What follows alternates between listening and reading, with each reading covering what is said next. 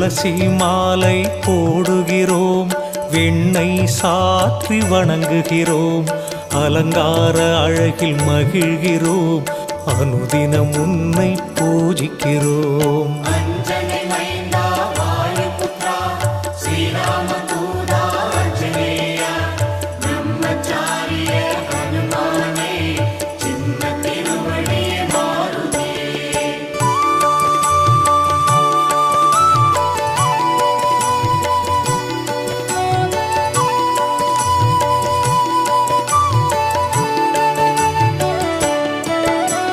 வாராவாரம் சனிக்கிழமை வணங்கி மகிழும் பக்தர்களை திருவருள் புரிந்து காக்கின்றாய், வேண்டுதல் யாவும் தீர்க்கின்றாய்.